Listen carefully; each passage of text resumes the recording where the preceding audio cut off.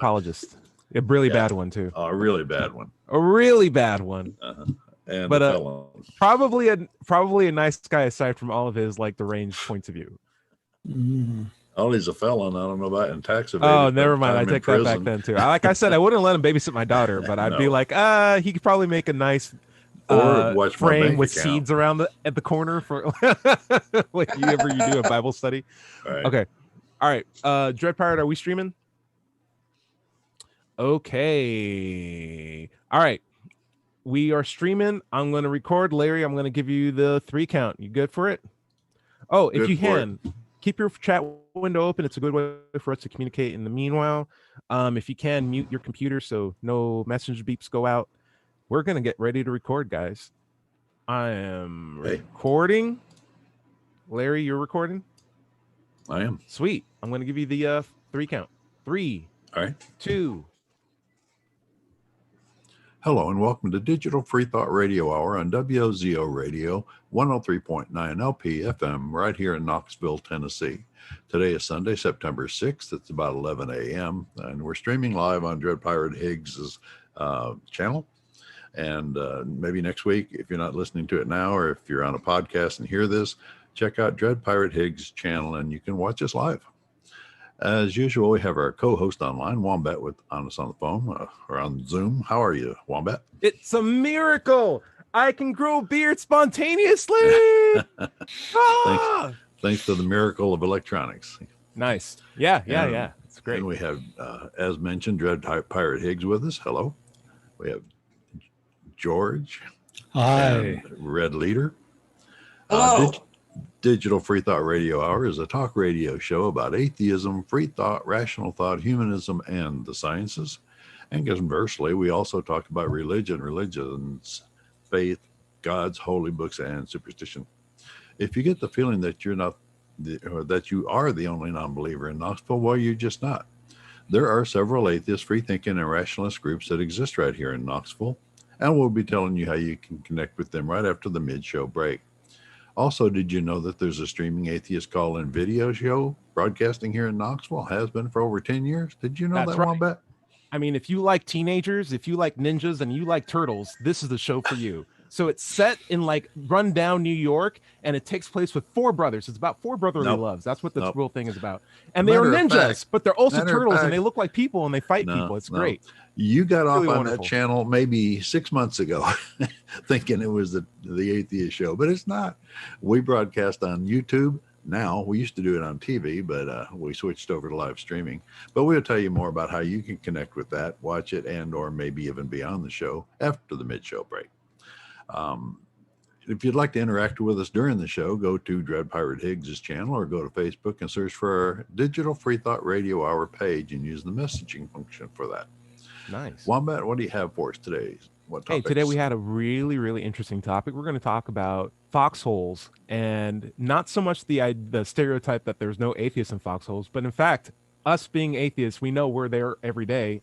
What can we do to get Christians to join us in the foxhole? That's the topic. What about the people the Christians who say they're already Christians in foxholes? There are no atheists in foxholes.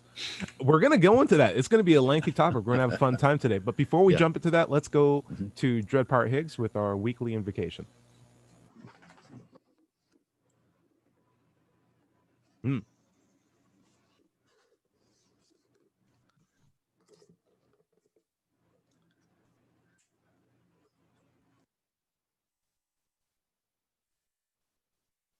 Oh, ramen. I really like these lyrics. I really like these limericks. Did you make that yourself? So this is an original now. Dread Pirate with the original lyrics. Nice. Now listen, all you got to do now is start writing these down. We can have like your own little fun book of like, invocation poems for basically anything. It's really great. Yeah, highly recommended. All right. Or songs if we put music with them. Or songs if we put music to them. Don't tempt me. I got that ukulele in the background ready to go. It's burning up. It's burning up. Speaking of which, Larry, how you been? How you been holding up? How's you been since last week? Oh, good. Being kind of retired. I'm just playing computer games all day. I turned 70 this summer. Nice, So nice. with COVID, home is a good place to be. So I stay home and just play computer games and Now you're actually an watch avid TV. gamer. What's your game of choice? Oh, I play WoW, World of Warcraft all the time. Nice. I play also Wolfenstein. There's a good one called Just Cause 3 that I highly recommend anybody who hasn't played it yet. It's I've awesome. played it. I got it. Yeah, it's very hard to control too. That's a very technical game. Yeah. I got some recommendations that I would love to give you and or gift you if you promise to try them out. Okay. They're really good. They're really You great. got my attention. Okay. George, no more arm brace. How you holding up? Are you still stretching? What's going on? I'm stretching right now, this moment. Yes. Very cool. Yeah, my therapists are telling me my progress is great. Mm-hmm. I'm recovering from rotator cuff surgery. How's the New York Times doing?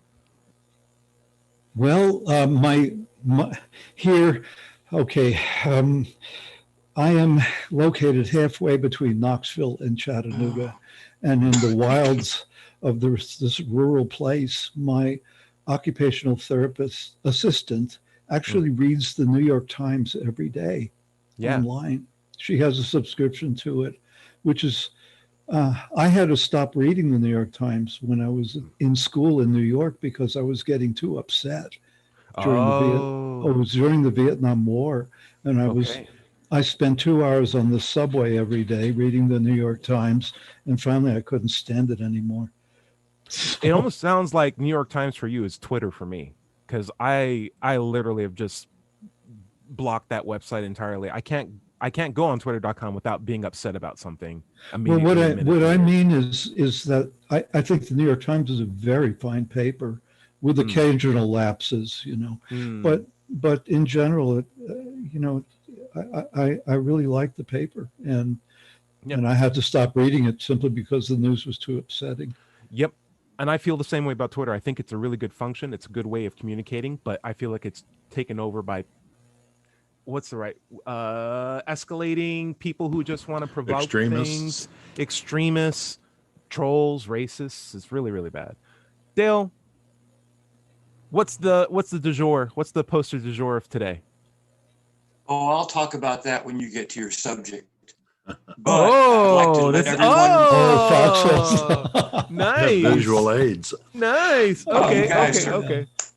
Really start. But I would like to let everyone know that I've decided that I'm no longer an atheist.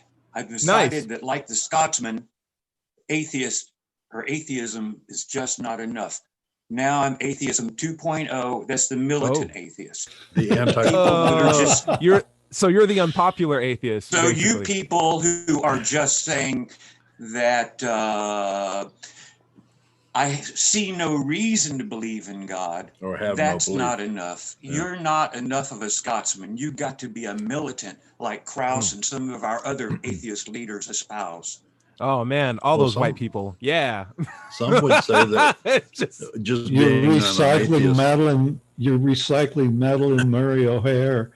No, she wasn't enough of an atheist. Yeah, well, some people would say just doing an atheist podcast is militant. It's true. No, some people just say being an atheist is offensive. Yeah. No, you've got to call people to arms and stuff if you're going to be a militant atheist. We're working on that. Cool. We're working on it. Dread Pirate, how you been?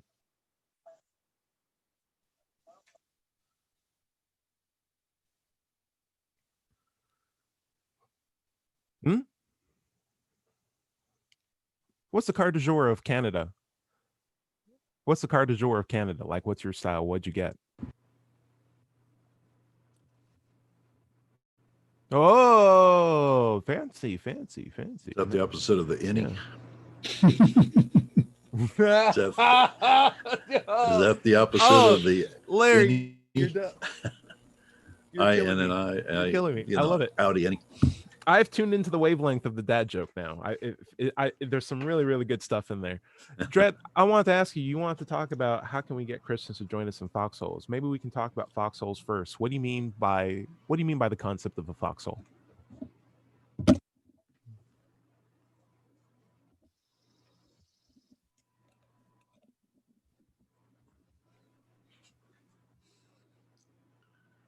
Hmm.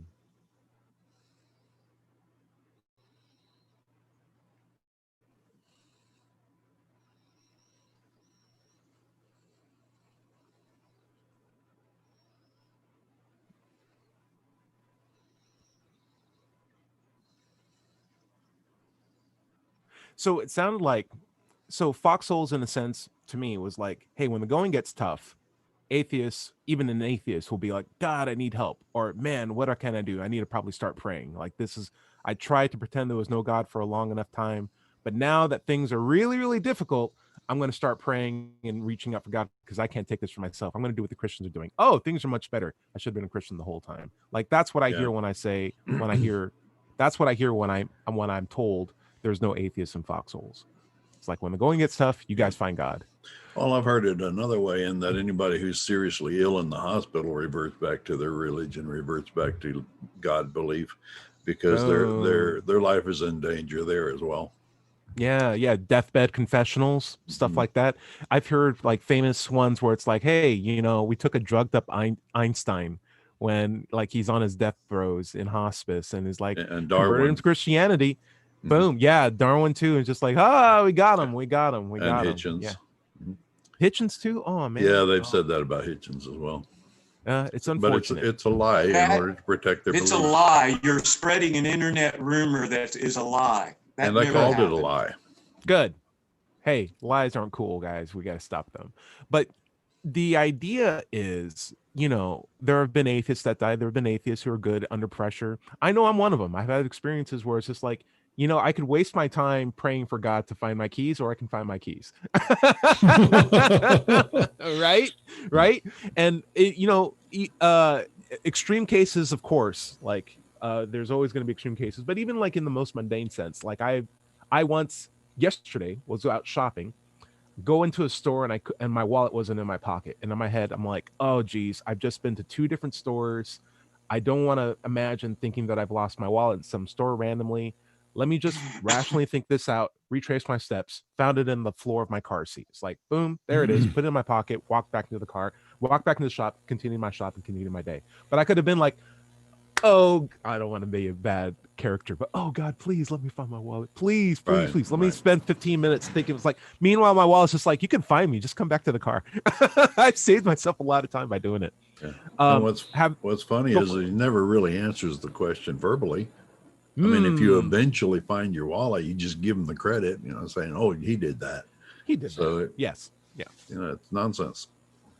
Would you say, it's okay to pray to God, but it's always odd if he talks back? That's like the part where you should be like, oh, okay, there's a problem here. Dredd, has there been moments in your life where you have been an atheist in a foxhole? Do you have an example of that?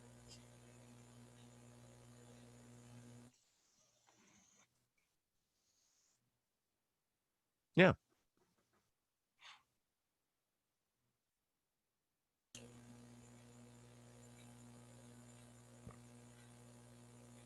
Yeah. This is a good fight.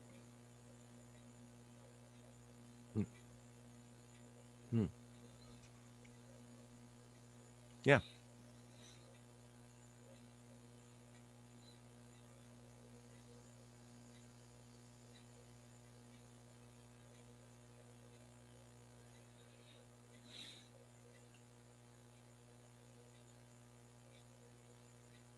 I would say, like, if the Baptists got too crazy, people should be worried about that. If the Jehovah's Witnesses got too crazy, if the Third Street Pentecostal Union got too crazy or too powerful, then the Fourth Street Church of Prophecy and Worship will be like, hey, hold on. My tithing shouldn't go to paying their Cadillac.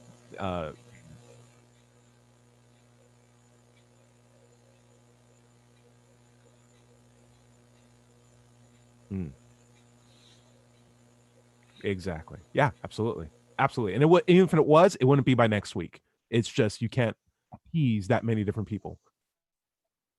It's a good fight that you're into. Has praying helped? That's a good answer. Dale, I know you're sipping something. So did you want to go into your poster, or did you want to talk about like a time where you've had a hard time and maybe got through it? Did you rely on the God to get you through it? Did you not? What was the effect? Well, I did look up foxhole on the internet just now. I used the dictionary to get my definition, and I believe where the saying comes from is from World War I, where you had a hole that you would dig. You would get in the hole to keep the bullets from hitting you. Wow. And if you were an atheist in one of those foxholes, believe me, I doubt that you would have to encourage people to join you, what with the bullets spinging over their heads. You know what's interesting is, so as a metaphor, yeah, you might get a little hairy, but that's where the saying comes from, of course. So that's what I have to say about that. As a metaphor, I think it's kind of interesting because I would find that only atheists would be the ones digging holes. Christians would be the ones like, I'm protected by this all-powerful being who has me as his best friend. I don't need no holes. Meanwhile, the atheists are like, this is insurance policy for myself. Does anyone want to join me in here? And then when the bullets start flying, it's the Christians who jump in. It's like, hey, they have the armor of God, as it were. Thank God for this hole that just showed up out of nowhere. This guy, God put this atheist on this earth for me to teach him about him so that he would dig this hole so that I can spread my message to this person. Like, it's all, twisted. George, what do you got? No, I'm stretching. I'm not. George, it's your turn to answer the question anyway. Like, I don't have an answer. Fair enough. Dale, I'm an organic atheist. Oh yeah, that's right. I beg off. That's right. I keep forgetting that, George. Okay, can I format this question then for you? Go ahead. Could you see value in being able to have like a thoughtful moment to yourself where you can think about, how did I get myself in this situation? Can I talk to myself in the third person and try to figure out, how did I arrive here? Try to figure out like the consequences of my actions and maybe like retrace my steps and figure out what I could do better? Oh, I always do that. Yeah, seriously. Okay. Yeah. I mean, I do it to a fault. I do it too much, I think. Oh, you're a thoughtful person. What did I do wrong? How did I bring this drama upon myself? That sort of thing. But I don't have a religion to go back to, to suddenly pray to. The closest thing the closest thing I can say, coming out of a Jewish background, is, and not as a religion, but as a cultural sort of thing. I was once walking down the street in Brooklyn, New York, and I came upon a man on the sidewalk, with a little table full of tiny Bibles, and he had a sign that said, "Free Bible to any Jew who will promise to read it." So I said, "Hey, that looks cool." I'll do that. Okay. I always wanted to read the Bible, see what's in it. Yeah. So I promised to read it. He gave me this little pocket-sized Bible with teensy weensy print in it, and as I promised, I started to read it, and damn, I fell asleep. Yeah, it's a hard book to read. And it's like every once in a while I say, "Gee whiz, I live in this Christian culture here in this country. I ought to know what these people believe and read their holy book." And I open the Bible, and I fall asleep every time. I can't do it. I'm just unable to read the Bible. It's almost as if you need an infrastructure of people who get paid to read it to you. Yeah, every week. Dale, what do you got? George? Yeah. Watch your language, George. What did I say? Oh, was there a wordy dirty? Oh no, I'm just playing. I didn't notice. All right. One thing for George, isn't the Old Testament pretty much the same book as the Jewish Torah? I think it is. Well, I forget. I was just looking that up a couple of days ago, and it's like it is and it isn't. But in essence, yes. In essence, it is. Yeah. What the? It's the Torah is written in Hebrew. The New Testament is written in a whole bunch of other languages, and consequently have to be translated from Hebrew into those languages. And most people say that when there is something always lost in the translation, or probably gained when you consider the King James had or King James had a reason, had a agenda for translating it. Yeah, absolutely. Yeah. It's always an interesting thing. Dale, do you think this is a good time to go into Dirty Dozen, or do you want to wait for later? Oh yeah, foxholes. Yeah. Yeah. And I have to be careful here of the way I say it. Let me put it Sure. through in my mind. Long ago, I was a stupid sucker. Okay. And I joined the military during the Vietnam era. It was actually winding down at that time. But there were a lot of stupid people in the military, just like Mr. Trump says. And so stupid, in fact, that they used to use cartoons to educate us. There would be cartoon books for how to repair your Jeep. There would be cartoons on the wall, and some of them had the word balloons and stuff coming out of them, one person talking to another. And this one is how Don't Let the Dirty Dozen Get You, which is a really ironic poster in that it's showing you all the ways that your M16 can jam up from getting dirt in it. And interestingly enough, when the M16 was first deployed, a little trivia for you, first deployed to Vietnam, the manufacturer told someone or claimed that the gun needed, excuse me, you're not supposed to say gun, the rifle needed no cleaning. And consequently, they did not send any cleaning kits with them. So they jammed up like crazy and with a little water and all that. So they put out this poster to tell people to clean it, and they passed out cleaning kits. For anyone that's listening to this, it's a picture. It's a cartoon picture of a guy holding a gun with a bunch of tips listed M16, all around him. It's not a gun. You're not allowed to say gun. Oh. There's one thing you do with your rifle, and there's another thing you do with your gun, according to the military. Okay. What's the most important tip on this thing aside from what you should call this rifle? Like, what's an important tip that's like on this poster? What's an important what tip? No, Clean the rifle bore. You take the thing apart. You get all the dirt out of it. You put it back together again. That's what this poster is talking about. Cool. So it's got some history. It's talking about the different places the weapon can get dirty. Cool. And it's a dirty dozen since there's 12 of them. See, it's a cartoon.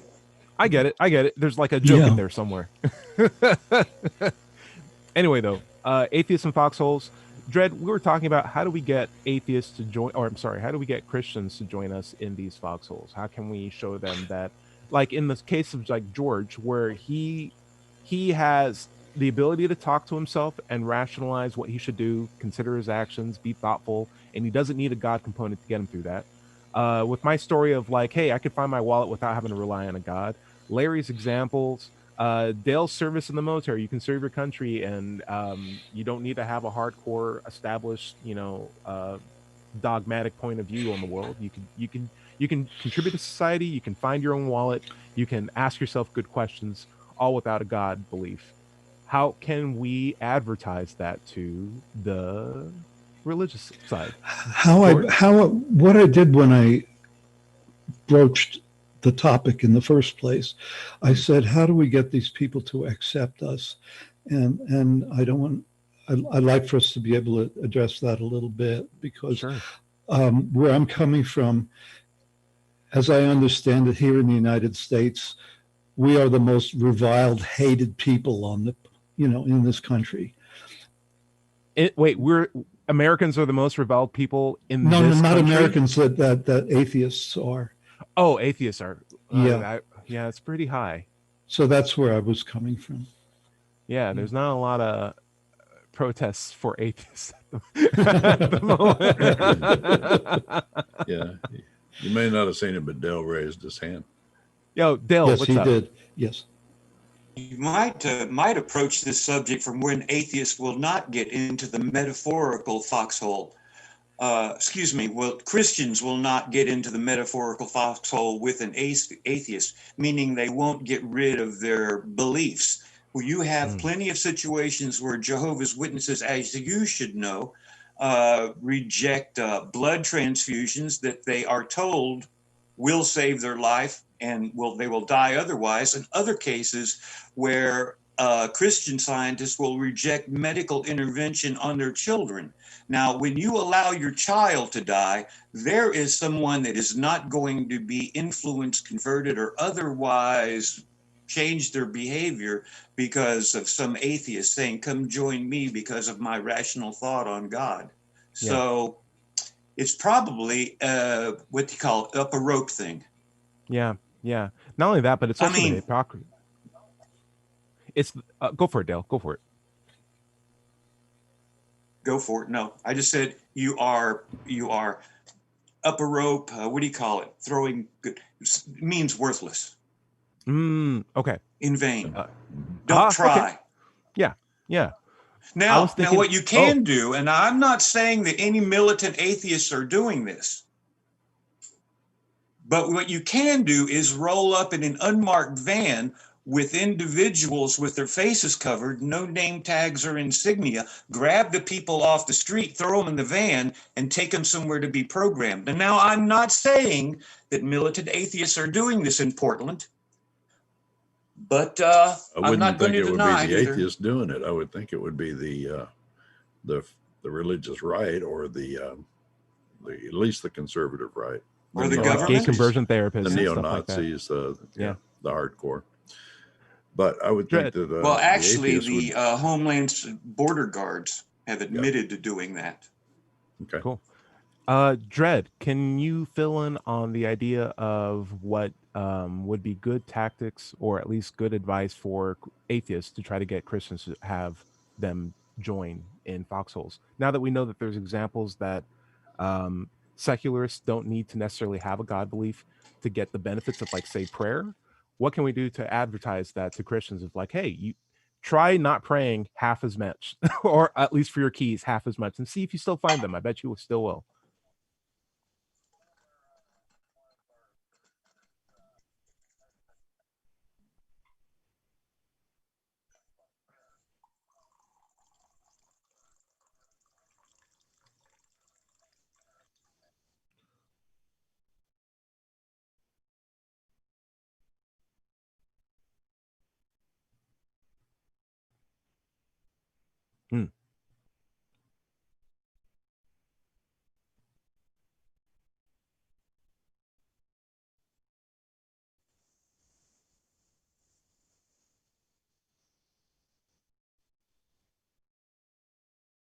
Mm-hmm.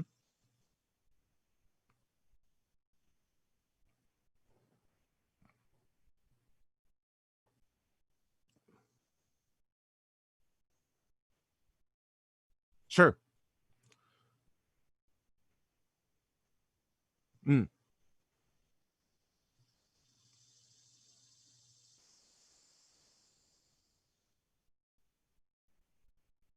I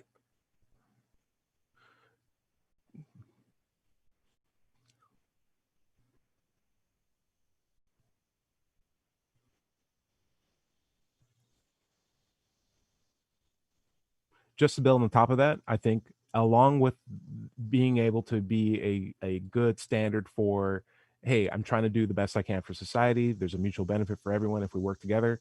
It's really important that people know that you're coming at it from an atheist point of view, because people need to know you're an atheist for that to matter. Else they'll assume that you're just another one Christian like them, working in the same lanes that they are to get to where they need to go.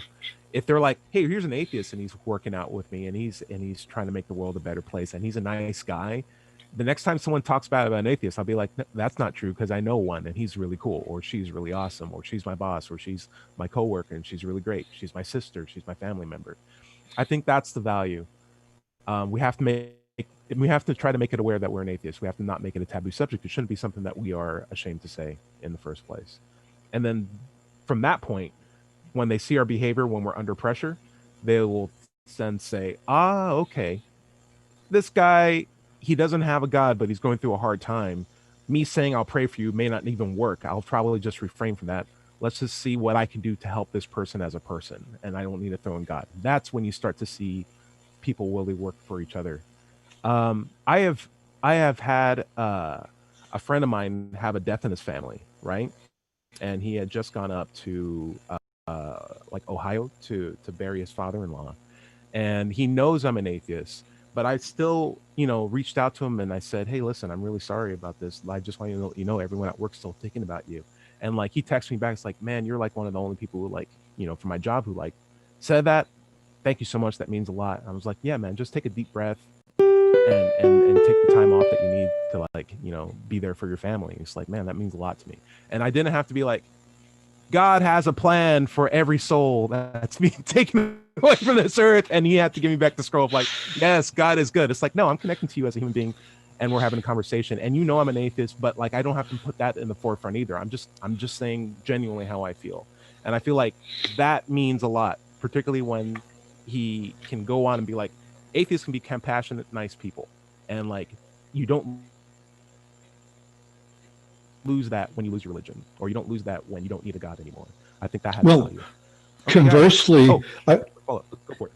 Conversely, I would say atheists can be nasty people too, because absolutely. we're just human. So yeah, right before my surgery, I was in the supermarket wearing my mask, and a woman came toward me wearing her mask, and she said to me, "Are you having a blessed day?"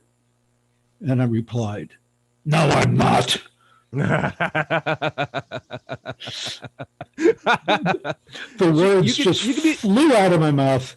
You can still be a Christian and not have a blessed day, so you're all good. You're all good. You're gonna have to get used to that. You're in Tennessee, aren't you? I sure am. That is a common greeting here. All right. Yeah. Guys, we are at the bottom of the half hour. Larry, why don't you take us out? Okay, this is Digital Free Thought Radio Hour on WOZO Radio 103.9 LPFM right here in Knoxville, Tennessee. We'll be right back after this short break. Cool. Pausing. All right, so we are paused. Anyone need to take a break or anything like that?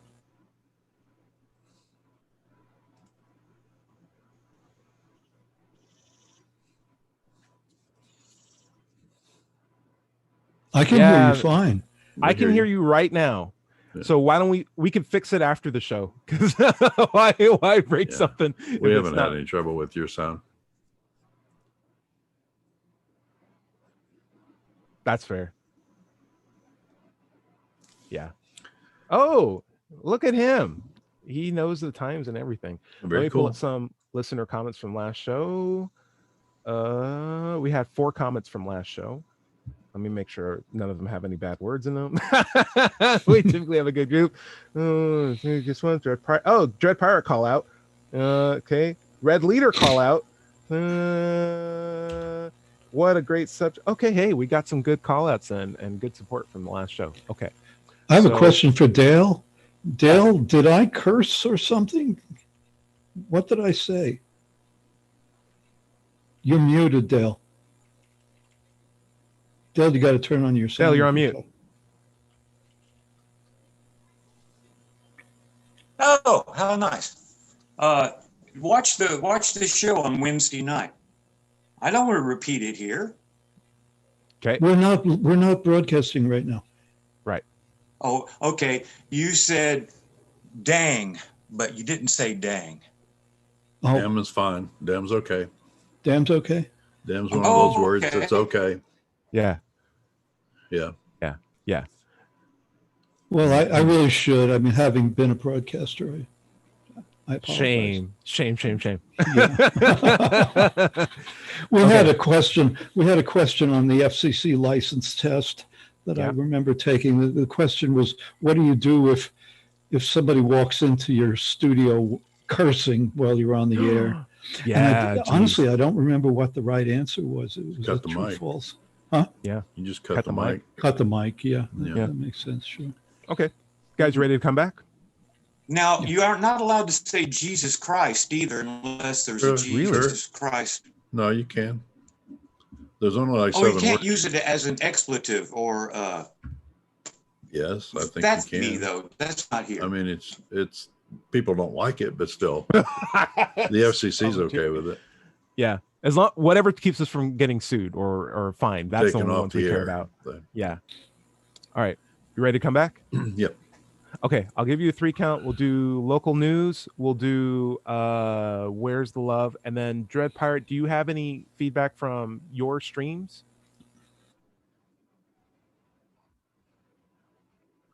Fair enough. We'll just do the 4 comments that we got already and then go straight into the second topic, which is like good and how do we know what's good? Like what's good and how do we figure that out or something? Mm-hmm. Right? Okay, cool. Larry, here's your 3 count. 3, 2.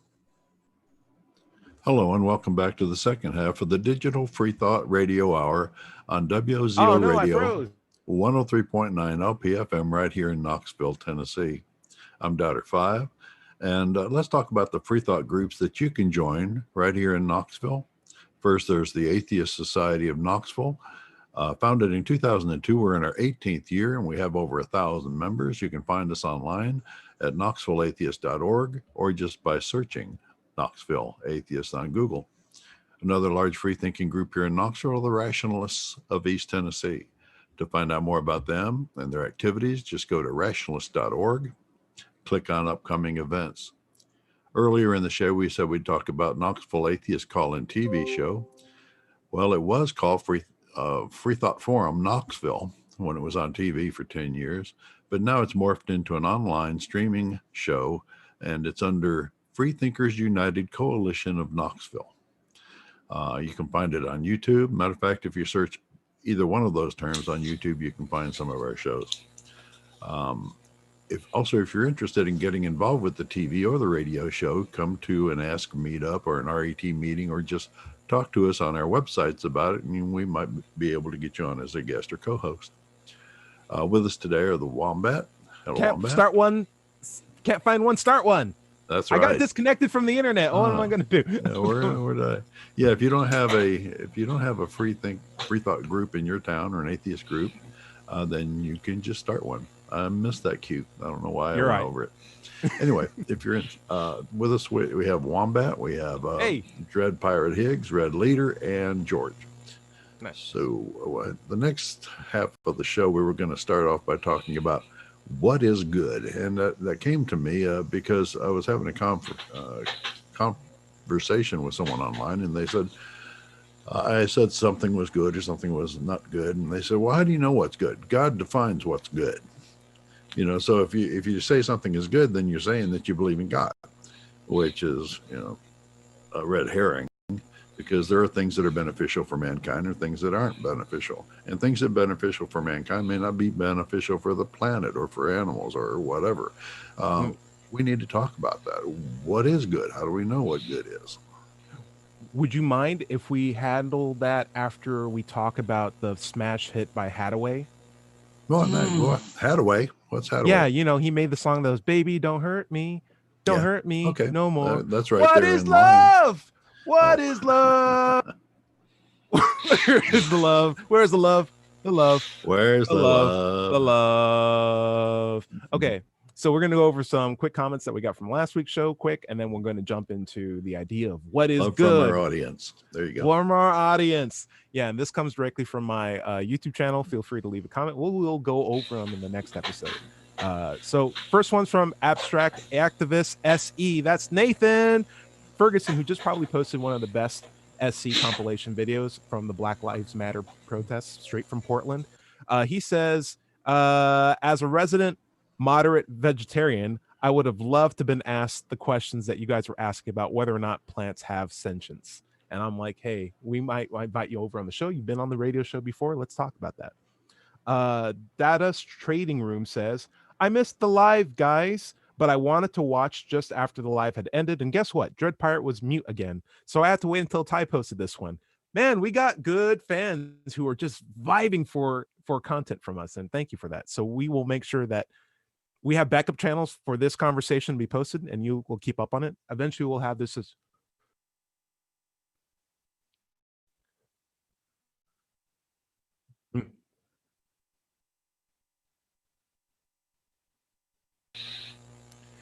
You wouldn't be a Canadian if you didn't have to say sorry, right? We all know. We're good. Nathan Matthews says, red leaders' sobering comments are always appreciated. Calling it what it is. A great talk, all. And so, yeah, I felt really good about our talk last week. I think we hit a lot of points. Anonymous says, what a great subject to talk about. By the way, last week's subject was why life is important. And Anonymous says, what a great subject. I was hoping you guys would talk about morality or preserving biodiversity. We might have that as our next topic. I think that'd be a really great scientific topic to cover. What can we do to preserve biodiversity? And is there a means for secularists to advocate that in a really meaningful way? Because there's a lot of ideas of like, hey, this earth was made for, us. Let's enjoy it. How do you peel off that mindset and realize, hey, we're all in the same kiddie pool together. Let's not pee in it. Let's make sure this water stays clean as possible. Right. All right. Thank you so much. You can leave a comment for more Where's Love. Let's get back into it. Larry, what was the main topic that we're bouncing back into? Well, we're talking about what is good, what does good mean, and does good only come from God, as a lot of religious people would say. Matter of fact, the guy that I was talking to online was saying, how do you know what's good? And if you say something is good, God is good, so you're saying that you believe in God, which is not the case. So I wanted to throw that out and get some other opinions on it. Cool. Who wants to start? George? Okay. George. I mean, I know what I mean when I say something is good. It means I like it. Basically, that's it. Yeah. It's my own thing. It's my own definition. I like Peet's coffee. I think it's the most wonderful coffee in the world. It's good. Did you say peach coffee? Peet, P-E-E-T. Oh, isn't that Yeah. dirt? They're selling it in Tennessee now. It's you like dirt coffee? Huh? You like dirt coffee? No, that's Peet's. P-E-A-T. Oh, I'm confused. P-E-E-T. It's the name of a Dutch man. Okay, cool. I'm not a coffee guy, but that's Alfred cool. Yeah. Alfred Peet, in fact. Nice. And we can buy it right here in Tennessee now. Hey, we don't advertise until they sponsor us. That's what I'm going to say. Dread Pirate, what's your idea of good?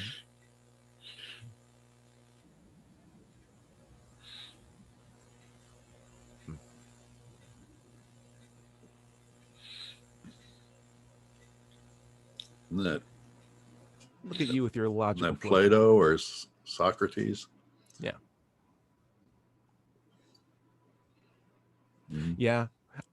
I find that when I'm talking to a Christian, good could be a very loaded topic, because I could just say, hey, what's good in the sense of like pleasurable, but they were like, oh, let me throw this on the morality side. Now good is now a morality obligation statement. And are you just doing things because they're pleasurable? Are you a hedonist? It's like, oh, if you want to talk about good in the sense of morality, we can talk about like harm and what we can do to reduce harm. And I can define like stuff like that. So I always like to just mean like, what are we talking about? Is this a moral thing, or is it just like a mundane sort of like good thing, good qualities, or like good practices for people in society? Dale, I'm going to throw this out at you. What do you think good is? Two things. One, in my book, I quote a nursery rhyme, which is God is good with one more O. The devil is evil with one less D. So as far as what y'all were saying, whatever God says is good, or else he will stomp you. But I would like to respond to one of our listeners who said that they thought that the life show was enlightening or good. Anyway, Michael Shermer does an excellent episode with Dr. Carroll. Why Life is Important. It is podcast number 4 on science, Michael Shermer's Science Salon. He goes into an idea of why do trees grow better when there's wolves in the Yellowstone. I like it. And the idea of an ecosystem and stuff like that. Yeah, just like. Well, the idea is that diversity, because we are have grown on, the world has grown on evolutionary basis. One life affects another life. Now, why is it if you get rid of the wolves in 1920 in Yellowstone that all of a sudden in 1990 you've got less aspen trees? Yeah, they actually changed the course of rivers. Like I think I know exactly what you were talking about. So like animals can have major impacts on the environment. even like the presence of wolves can change the path, the course of rivers over times. Yep, the course of rivers. It's really, really great. Highly recommended. But that's a good thing. I mean, it's a good thing that we don't have to put all the pressure on human engineering to figure out how environment should work. And so now that we have Larry, now that we have ideas of good, where do we go from there? Like, how do we measure that? How do we define it? Well, I was going to weigh in after throwing out the question. Go for it. One thing that we find, or I find when I'm talking to Christian believers online, is that they equivocate. If you look up good, like you look up faith, you'll find many, many different definitions of the word good. One of them talks about what George was saying, good is the stuff that's good for me, things I like, they're good. Another thing is like Sam Harris says, good is what encourages human flourishing, good for the planet, good for the person, for society as a whole, or it could be good for an individual. But they can't just say one thing is good, or good means one thing, and that one thing comes from God without evidence or proof. Yeah. I think it goes back to, I don't want to say this in a bad way, but I feel like there's an effort in religious circles to reduce or not stimulate critical thought and complex words with nuances beyond good, like compatible or relevant or morally sound or legal. Like all those things are good in different capacities, and they have complex weights that come with them. And it's easy. Those are hard to think about. So like, because sometimes critical thinking is really, really difficult or taxing to do, particularly if you have a busy day or if you're worried about if you're going to die or not. So what you need is like one big character to just be like, hey, I'm good, and whatever I say is good.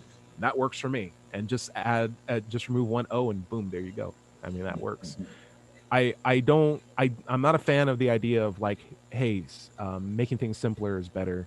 I find like I feel like it's not necessarily a purpose, but what we're really good at is looking at really complex things, figuring out patterns, and figuring out how they work. And it's such a wonderful thing to do with the time that we have on this world to try to understand this universe that we're in, which is amazingly complex. This is like the dream world to be in terms of like trying to understand stuff. There's just mysteries all around us. Let's take the opportunity to do it. And if we have to come up with more complex terminology to do it, go for it. But as far as like a deep philosophical conversation on what the word good means, it's so contextualized based on what you're referring to that I'd rather just be like, let's just take good off the table. What frame are we talking about? Like, are we talking about morality? Because we can talk about good moralities. Are we talking about legals? Let's talk about good ethics, like stuff like that. I don't want to get trapped in a weird conversation about a dumb word. George, I think that this issue has gotten so complex in my own mind while we're talking about it. Nice. That, I mean, now to think about it, it's like, what's the person's whole worldview where the concept of good is going to come out of, and at this time in my life, and I'm a lot older than I look, at this time in my life, what I'm looking back on is to try to simply understand myself, to understand my own worldview, and what is the structure of my own automatic thought process. Yeah. And go from there. That's where I have to start. That's the stuff I'm into. Okay. I love that. So like, what is my worldview? Just to be able to understand that. And then to try to understand the worldviews of the people I've been intimately affected by and interacted with during my life. This is where I'm at this point. So, I mean, I'm sorry if I've led the conversation astray, but the concept of what is good within a person, such as, let's say, myself, the only person I really know, is hard enough to know, Yeah. Larry, I've been at it all my life, I don't know. I can't say I know myself well enough. I'm just at the edge of it right now. Okay. Larry, you might enjoy this. You had said Christians tend to equivocate, but I also feel like there's an appeal to mystery when if they're asked, or if they ask you what is good and you have to take time to like figure out what they're going. It's like, why do you think it's so hard? This is a simple question. Good is whatever God says. It's like you just threw in this giant mystery Because what is God? Yeah. Like the most complex thing possible, right? God is not an answer. He's a million more questions. It's or trillion, billion. Like it's literally a lifetime's worth of questions that are going on. Yeah. So if we can maybe nail this down, how about this? Let's just say when let's talk about in terms of how we treat each other. And we can say there's good ways to treat each other and there's bad ways to treat each other. And I'm not even sure if the God from the Bible is a good example of how we should treat each other, to be perfectly honest with you. But how do we as secularists or in general know how to treat each other and in a good way? How do we know that? Dred, I'll throw this to you first. How do we know how to treat each other in a good way if we are secular? Ooh. Okay.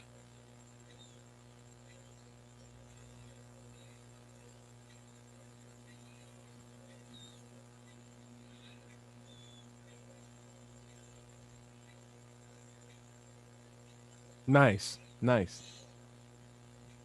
Yeah.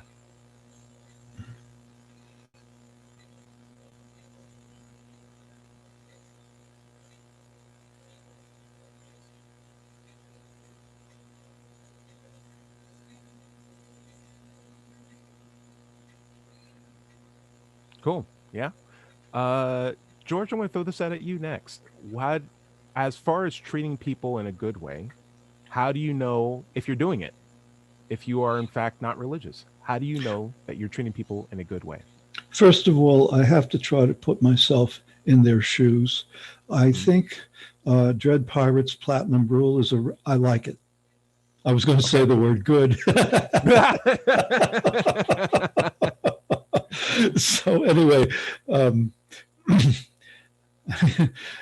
yes, I like it, and it has to be how I imagine that person would want to be treated, because it's all I've got, except to take it one step further, which is to ask them if they are happy with how I came back at them. I have to use the tools that I have. Nice. I like it.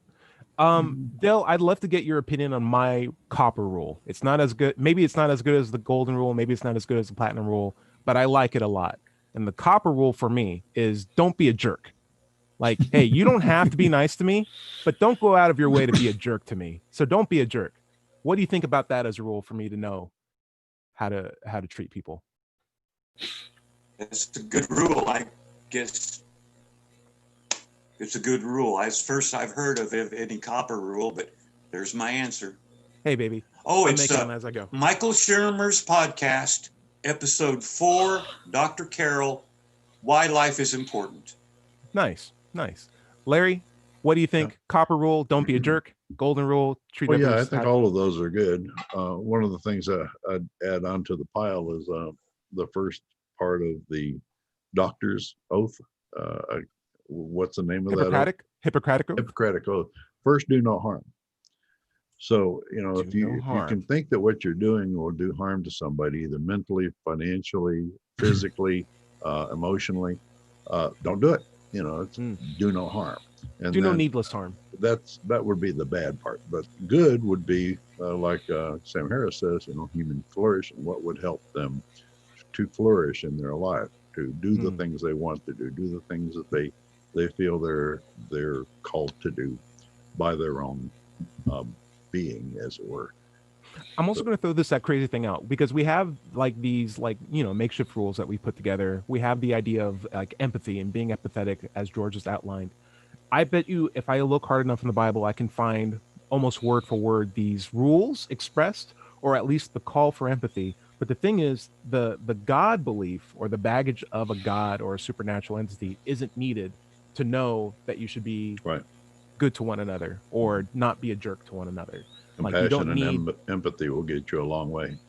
Yeah, almost exactly the same place with less weight. You'll have more energy by the time you get there. Yeah. And so I find value in the idea of like, hey, there's no monopoly that Christianity has on being a decent person. Like this is Or any pretty religion. basic stuff. Yeah. Or any religion. That's very true. Very true. This might be a random thing. I'm just going to throw this out here. I was thinking for a long time about how conservatism tends to be in toe to toe with religious ideologies, such that it's harmful for like progression in like, you know, gay rights or even like relationships, like interracial relationships, women's rights, stuff like that. Right. But then I look at countries that are known for not being, you know, religious, like a lot of countries in like Asia. Japan was one I was thinking of the Scandinavian most. countries. Scandinavia is also a special unicorn because they are very progressive, yet they have a state church, right? Yeah. Like Which they have like which a state is doctor. supported by tax dollars, which is surprising. Yeah, which I don't know if how they feel about it, but they use the churches as like rec centers. Like it's completely different mindset over there. Whereas in Japan, not a lot of Christians, yet it's very hard for gay marriage to be accepted. Very little racial integration. Like it's very much like, hey, you have to fit this form factor. You either fit in the subway or you don't. The sink is 1 foot lower than it would be in an American house. You have to deal with that. Like you're either Japanese or you're not. It doesn't seem like being religious means that you aren't an empathetic person, like one to one. In fact, you could be religious and empathetic, or you could be not religious and very unempathetic. So the call to humanity is one that reaches out to all people regardless of their faith or lack of faith. And that's something we should remind ourselves of, because it's very easy to think that, oh, just because I'm an atheist, I have all my other problems solved with regard to how to treat people. No, you just got one answer for one question, and that's whether or not you believe in God, and it's no. And you still have to work hard to be an empathetic human being after that. Very true. That's my point. That's my 2 cents. Guys, we are heading out towards the end of the show, but before we do that, I want to throw out some SE tips. I had SE, by the way, is a like Socratic examination. It's a great way to talk to people about what they believe, typically about hardcore beliefs that they might have, and have a conversation about how they arrived at their belief in a way that doesn't trigger them defensively or make ego get involved in the situation. And I had a 4-hour conversation with a contractor who came to our job to repair an instrument. And while we were waiting for the instrument to warm up, it's a long sequence, we just started talking about God, because he brought up that he wasn't talking to his sister for like 12 years because she decided to be gay, and she doesn't know why he decided to get gay, and brought her wife to his house and have a fuss over it when it disagreed with his lifestyle. I'm just like, what is this conversation? Let's just get straight to the foundation. And we ended up going to God. We ended up going to faith. We did, all the basic classic stuffs in SE, right? And found out by the end of it that, he has no reference for what it would take for him to recognize if he was wrong. He's just absolutely confident that he's right. And he's using faith as a crutch to like just justify the amount of time he spent in believing in this God. It's just like, hey, what else do I have? I've spent so much time doing this. And I think that was the recognition at the end. He was very happy that he had the talk. But on my side, I still had work to do after that day, after a 4-hour talk. That was still the first day of my work week, and I was exhausted all the way up until now. And this was like a 6-day work week for me. I just did an overnight shift yesterday. I would say if you're doing SE, you owe it to yourself not to tire yourself out. And that 5-minute timer works for you too. Socratic, is that Socratic examination? Yeah. Or street epistemology. Don't tire yourself out when you're doing it, because that might make the conversation go poorly. But it also isn't good for you, and it's a conversation. You should both be trying to get stuff out of it. And if you're getting exhausted, you can back out too. You just be like, hey, I think that's as good as we can get to for right now. I just want to get back to work. It's totally fine to say that. Dred, do you have any random street epistemology tips that you might have learned?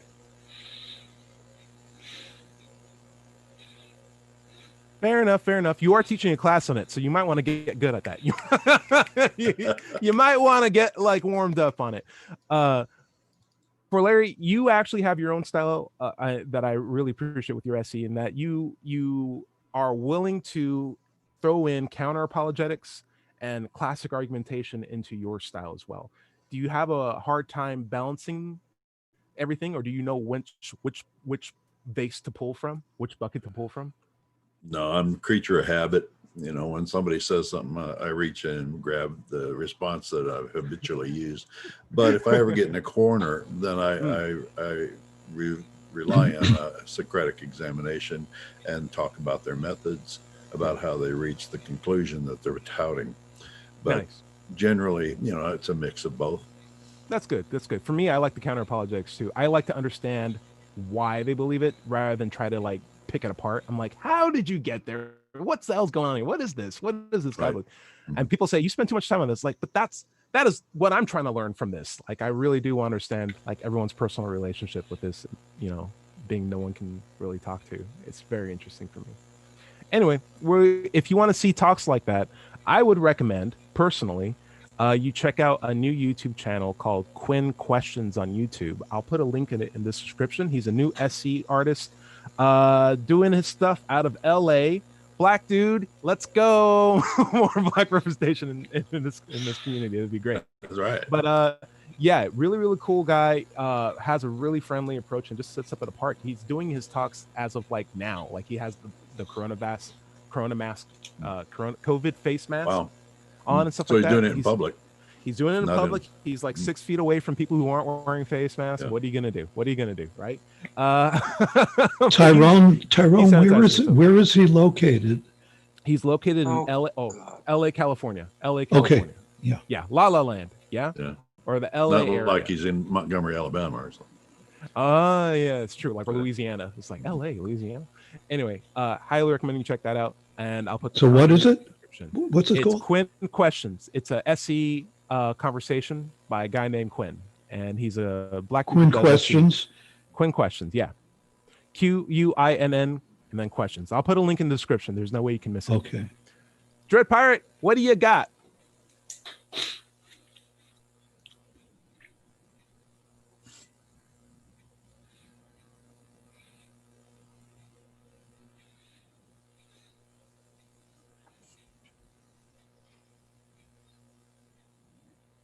Nice. Dale, do you have it? Could you tell me the name of that podcast one more time? And which number I can look for it? It's Michael Shermer's podcast. Michael Shermer is one of the founders and editor of Skeptic Magazine. Nice. It's podcast number 4 of Science. The podcast is actually named Science Salon. A whole bunch of very, very smart people talking about very, very smart things, one episode at a time. It's episode number 4. And it is why you should be concerned about butterflies or wolves or giraffes, why those things can affect your life. Right. Yeah. Also, I would recommend going to Wikipedia or one other source and look up Socratic examination and how it was done in Rome, so that people know what the ancestors of the present street epistemology is. Nice. Yeah, highly recommended. Yeah. George, what do you got? Also, I looked at to plug your YouTube thing. I looked at one of your talks on a stage with the 3-state thing. Yeah. Thank you. Appreciate that. Appreciate it. George. Well, I just want to tell everybody to remember, in this context of goodness, is to remember to be good to yourself. I like that. Yeah. Mental health. Absolutely. Your own best friend. You are your own best friend. My boss always says, make sure your physical, mental, and spiritual health is good. And I keep reminding him, what do you mean by spiritual? He's like, oh, I just mean being good to yourself. It's like, okay. Make yourself be known. My mental health is making sure that you know that I think spiritual health is fuck. All right. Larry, take us out. No, you haven't put your links up. I would like it if you guys check out Quinn Questions rather than check out my stuff. If you're seeing this, you're probably even already on my channel, but check out Quinn Questions. I really recommend it. So is that quinquestions.com? No. I'm going to put the link in the description, George. Forget about it. Okay. We're getting down at the bottom of the hour. We should probably log out or quit. Yeah. Just as a reminder, Dale's book, which is, was it 50 How Jesus Pieces of Silver? I can't remember the full name of it, but find it at howjesusdidit.com and read it free online. It's It's a great book about how Jesus Free. did his miracles. Free. Yes, free online. Read it online. Be sure to visit my blog at digitalfreethought.com for our radio show archives, atheist songs, and many articles on the subject. By the way, my book is called Atheism, What's It All About? What's it all about? It's available on Amazon. And if you're having trouble leaving your religious beliefs behind, I recommend going to recoveringfromreligion.org, and they have many resources to help you out there. If you have a question for the show, you can send them to askanatheist@knoxvilleatheist.org, and we'll try to get to them in the future shows. And if you're watching this on YouTube, be sure to like and subscribe to be notified for the new episodes as they are posted. Remember, everybody is going to somebody else's hell. The time to worry about it is when they prove that heavens and hells and souls are real. Until then, don't sweat it and enjoy your life. This program is pre-recorded and will be broadcast on Wednesday, September 9th at 7 p.m. on WOZOradio.com. Nice. For another Digital Free Thought Radio Hour. See you then. Say bye, everybody. We'll see you next Bye, week. everybody. Bye. Bye. Bye-bye.